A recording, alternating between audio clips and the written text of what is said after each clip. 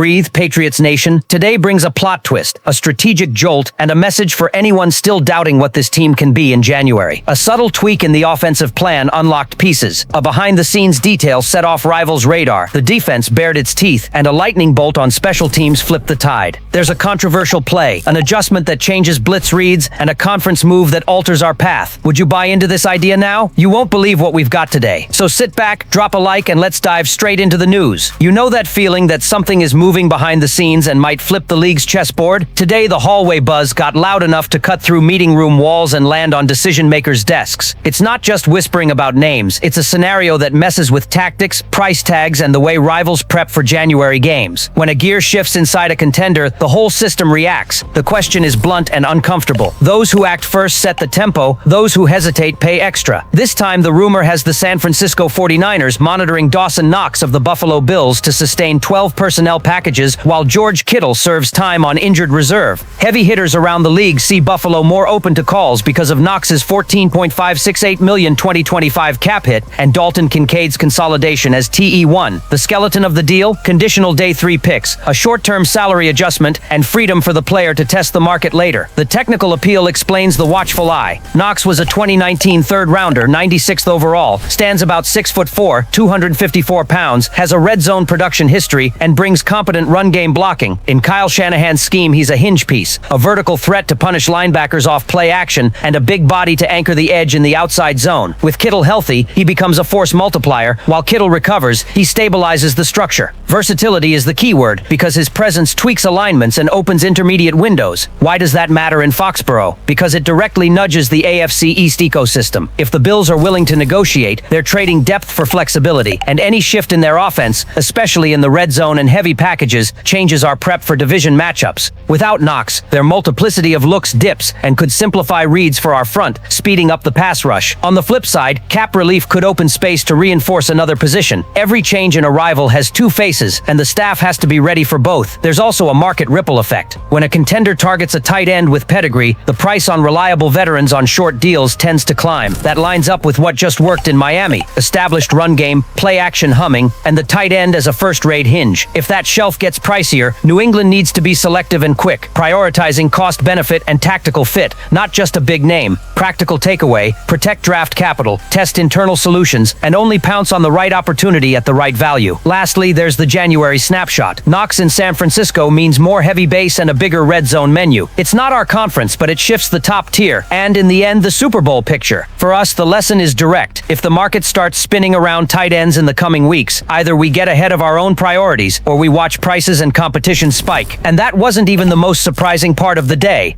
Some things change the game when you least expect it, and that's what happened in the Miami Heat. After a disastrous opener against the Raiders, the Patriots' offense looked lost, until the response hit hard. A 33-27 win over the Dolphins, with a revamped attack that looked a lot like Mike Shanahan's Denver blueprint. The secret? Less complexity, more comfort for Drake May, and a heavier dose of the run game. The result? 19 of 23 passing, 2 touchdowns, no turnovers, and a quarterback who finally breathed inside the pocket.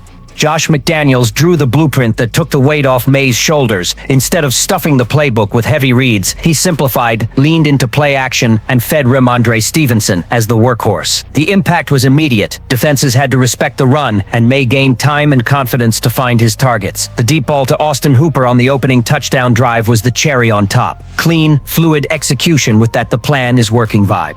And the fans felt the relief. Feeds lit up with "We finally have an identity, and this is what we needed." Even harsher critics of McDaniels admitted that if he sticks with this style, May can bloom without the burden of carrying everything. The memory of John Elway winning Super Bowls late in his career with that model is instructive. Once you find balance, everything clicks.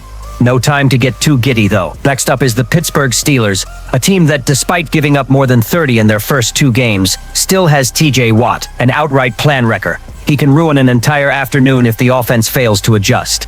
That's why repeating the Miami formula isn't just a recommendation, it's a necessity. Keep the ground game solid with Stevenson, leverage play action, and give May rhythm. That's the path to another win. There's one detail we can't ignore: Trevion Henderson. The rookie flashed on the opening kick return in the preseason and deserves more offensive involvement. He's the kind of piece that can turn into an X-factor in critical moments, bringing a burst no defense enjoys facing. If McDaniels is smart, he'll carve out touches for that talent. Bottom line, this was more than a win. It was a breath of hope. The idea that there's a mold that fits this offense as long as nobody tries to reinvent the wheel is in the air. And the message to the fan base is clear. The future can be promising, but only if McDaniels has the courage to keep betting on the simplicity that worked. And while we savor this offensive answer, what comes next might shake the locker room's confidence even more. The Patriots' defense entered the season under a cloud of expectation, with most believing it would be the roster's steadiest unit. After all, the new regime's free agency moves seemed to target the soft spots, but in practice, the impact hasn't matched the hype yet. The biggest questions persist in the secondary and among the linebackers, compounded by Christian Gonzalez's absence, which naturally scrambles the coverage picture. If the linebackers have disappointed, the pleasant surprise is up front, where the defensive line has carried the load through 2 weeks. The contrast is stark. Robert Spillane, for instance, arrived billed as a solution but has turned into a concern. On too many snaps, he looks more like a target for opponents than a reliable anchor. On the flip side, the defensive line has shown it can be elite. Christian Barmore returned with a vengeance after missing most of last season, and Milton Williams, the high-priced addition pried away from the Panthers at the last minute, has looked worth every penny. The result? A duo that not only heats up quarterbacks but tops league-wide pressure metrics. For a fan base used to seeing the pass rush vanish after Matthew Judon's departure, this is a shock of the good kind. Before he arrived in 2021 and after he left, the lack of steady pressure was practically a calling card. Now Barmore and Williams have revived that aggressive spirit. Through 2 weeks, Williams leads the league in QB pressure rate with Barmore close behind in third. It's a production leap few analysts forecasted before the ball was kicked in September. The impact goes beyond numbers. Against the Dolphins, the win only came because Williams sealed it with a clutch sack on Tua Tagovailoa in the final minutes. It was the play that locked the scoreboard and sent fans into a frenzy in the stadium and online. "This is what our team was missing," people wrote. Others went bold. Barmore and Williams are the best interior duo in the league right now. It's emotional exaggeration, sure, but it shows the confidence building in real time. This jump didn't happen by accident. Mike Vrabel was bold investing big in Williams despite questions about limited snaps with the Eagles. The bet was that more playing time would unleash the potential. So far, that's exactly what's happening. If this chemistry holds, the Patriots may finally have the defensive pillar they've chased, one that can carry them in big games and give the secondary breathing room even without Gonzalez. The message is clear. If the Patriots' defense turns promise into reality, the AFC will have to recalibrate its respect for Foxborough. A front that pressures, finishes, and flips drives by itself can turn an uneven team into a genuine contender. And what already looked encouraging might just be the beginning of the story. But hold up, because the next chapter comes from a lightning strike that set the fan base on fire in Miami. Right when the game seemed to slip away, a bolt changed everything. Antonio Gibson, grinding to prove himself as a running back, and returner, fielded the kickoff and turned a tiny crease into a lane to glory. 90 yards later, the stadium in Miami went silent and Patriots fans erupted like it was a playoff touchdown. It was more than a play, it was an identity check. A reminder that this team doesn't fold even when the script tilts against them. The goosebump detail? Mike Vrabel sprinting down the sideline, step for step with Gibson, like he was inside the play. Afterward, Gibson joked he had to tell himself, "Make the play right here, AJ." And he did. It was his first return touchdown, but the way it happened carries symbolic weight. Right after the special teams unit surrendered a punt return score to the Dolphins, the answer came immediately. That's the street fight mentality Vrabel demands. You can hit us, but we'll hit back. Fan reactions were instant. X filled with "That's the Patriots I know," and Gibson became a legend in one play. The fact he hadn't yet earned any league honors and walked out of Miami with AFC Special Teams Player of the Week added extra shine. It was also the first time since Marcus Jones in 2022 that a Patriot claimed that award. And let's be honest, bringing back the tradition of big return plays does wonders for the franchise's swagger. Don't underestimate the strategic impact. A return like that isn't just 7 points, it's an adrenaline shot for the entire roster. The O-line jogs back out with juice, the defense feeds off the surge, and the opponent feels the punch. It was the spark that kept the win alive to the end and snapped an uncomfortable drought. New England hadn't won in Miami since 2019. More than a stat, that's a psychological weight lifted.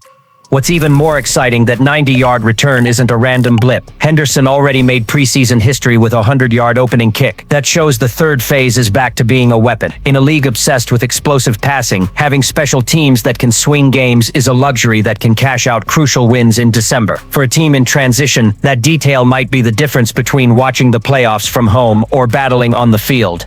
Now the expectation grows. Can Gibson claim the mantle as the reference point on special teams? Was that play a flash or the start of a run that revives the Patriots' tradition of unlikely heroes? If the fan energy and the confidence pulsing after that sprint mean anything, the path is open. And while we're still buzzing from that scene, it feels like the season in Foxborough is just beginning to reveal its true face. If you felt the course change today, it's because it did. The win in Miami showed the way. Simplicity that speeds up May, a firm ground game with Stevenson, sharp play action, and a locker room carried by Barmore and Williams on defense. On special teams, Gibson's lightning strike reset the attitude. And beyond Foxborough, every move in the tight end market, like the Dawson Knox monitoring, can cheapen our priorities and complicate direct rivals. Now it's your turn. Which impact matters most for January?